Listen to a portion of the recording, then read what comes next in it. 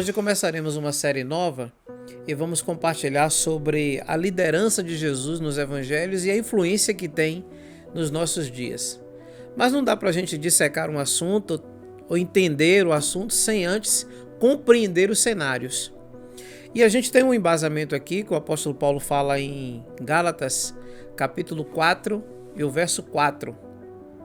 O texto de Gálatas diz assim: tendo na plenitude do tempo, veio Jesus, nascido sobre a lei, enviado pelo seu Pai. São duas palavras importantes que a gente precisa destacar aqui. A palavra plenitude dos tempos e a palavra aprove a Deus. A palavra plenitude, ela está em um tempo verbal, ou seja, completo. Só existe essa expressão no grego, auristo. Se fôssemos colocar no português, seria o tempo gerúndio, que é um passado, presente, contínuo. O termo auristo aqui do verbo não é antes nem depois, é no tempo exato. Só tem essa expressão na gramática grega.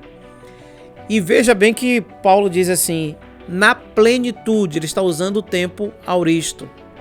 Mas tem outra expressão que ele fala assim, no tempo correto, que tem a ver com a palavra kairos, o tempo que Deus decidiu fazer, não é no tempo da gente. Agora, esse esclarecimento aqui, que tem aqui uma sentença adversativa, tendo depois disso feito. Depois disso o quê? É que o cenário estava montado para que o Messias viesse. Qual o contexto que estava vivendo? Havia ali o último profeta direcionado do Antigo Testamento, que é Malaquias. De Malaquias a Mateus existe chamado período interbíblico, que é conhecido também teologicamente como período silencioso. Nesse período, algumas literaturas e algumas coisas aconteceram. A circulação, por exemplo, dos Macabeus, o reinado dos Macabeus. Depois veio o domínio do Alexandre o Grande e também, em seguida, o estabelecimento do Império Romano, ou Greco-Romano. Quando há esse estabelecimento, então há uma relação pacífica entre o Estado e a religião. O templo, ele continuava sendo sustentado, os Césares, que era o Caesar, que é senhor, conhecido entre eles, e também reconhecido como imperador. Era a autoridade absoluta e soberana. Como era que eles faziam para manter a massa dominada? Eles mantinham os sacerdotes, auxiliavam os sacerdotes e davam um poder de voz, não de voto, mas de voz. E isso fica tão claro que lá na frente, quando a gente vai ver na crucificação de Jesus, não é uma decisão religiosa. Embora a religião armou todo o cenário, mas quem autorizava morrer ou não era o império. Então, Jesus foi condenado pela justiça romana, mas foi direcionado todo o processo articulado pela religião hebraica, que era o tempo dominado pelos romanos, mas também a parte religiosa era sustentada pelos líderes religiosos. Nesse período havia também alguns grupos que eram insurgentes ao templo. A gente tem como, por exemplo, os zelotas, os zelotes. Nós temos os essênios, que eram partidos políticos, como vamos colocar no contexto que nós vivemos hoje. Quando a gente olha para a região da Palestina, nós temos ali uns grupos entre os xiitas, que é um povo religioso, mas entre eles tem ali um grupo terrorista chamado Hamas. E vamos colocar aqui que os zelotas e os essênios seguiram por essa linha de tentar estabelecer o império. Enquanto isso, nós tínhamos os que cuidavam do ensino, como os fariseus, os saduceus, que cuidavam da parte de instrução do templo, e além disso ainda tinha os escribas, que eram os responsáveis pela redação dos textos para serem divulgados nas sinagogas, que eram escolas de ensinos. Enquanto isso, onde é que estava a massa e o povão?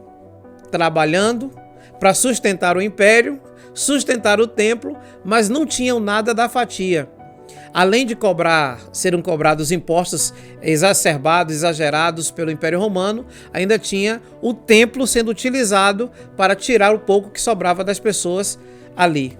É nesse cenário que aparece Jesus de Nazaré, um jovem que ele frequentava todos esses ambientes, tinha espaço entre eles, e com 12 anos ele já faz uma abertura de um texto, e ele lê de uma forma que interpreta, e ele explica, parecendo alguém que tinha muito conhecimento daquela época.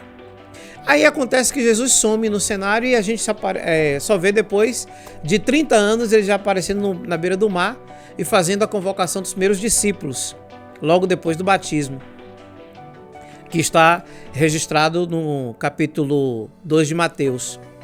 Mas quando a liderança de Jesus começa a acontecer, é que ele interpreta os hiatos, os vazios, as lacunas que estão vigentes naquela época.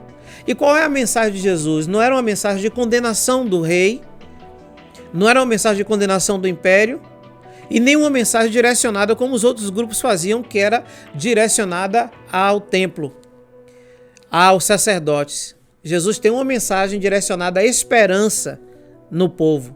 E ele toca exatamente na necessidade das pessoas. Ele oferece esperança para o cansado, o ombro para o que está chorando, inclui as mulheres no seu ambiente de conversa e também de ministração e de cuidados.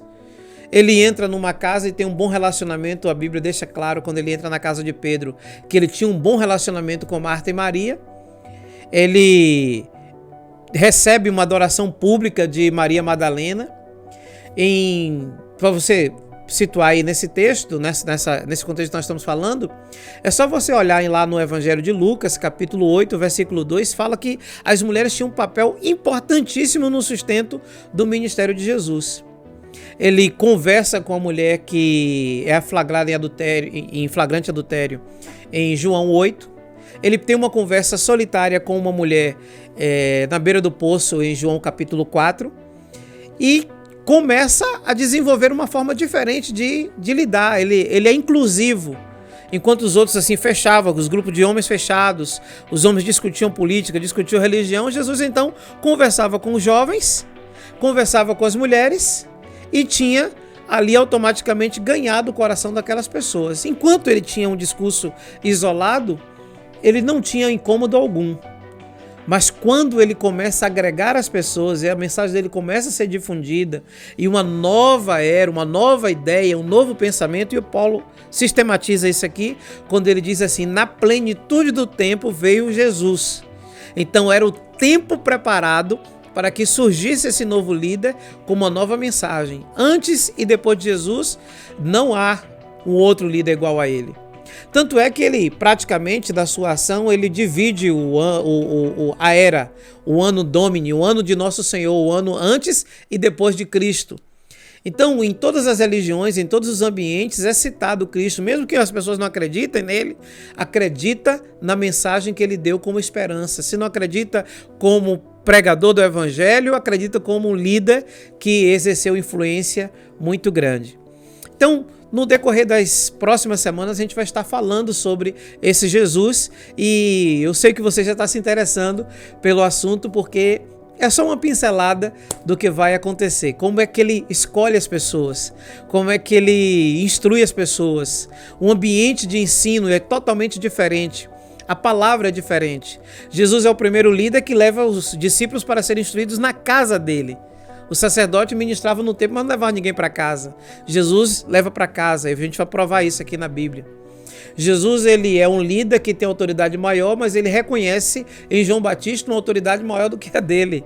Então ele começa se colocando como menor para levantar as pessoas, e ele começa a descaracterizar aqueles que se acham orgulhosos e detentores da verdade, e ele se humaniza a ponto de se identificar com os frágeis, e a partir daí ele fortalece e potencializa cada indivíduo que se aproxima dele.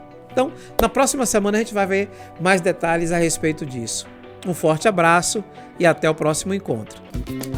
Como todas as vezes que nós fazemos, queremos convidar você, se não já é inscrito aqui no canal, está passando por agora, já se inscreve no canal, assina as notificações, porque assim você nos ajuda a crescer como canal e trazer essa mensagem de esperança e de esclarecimento, sem paixão religiosa, sem paixão política, mas fundamentada apenas na verdade pura do Evangelho de Jesus, que é suficiente para a nossa vida.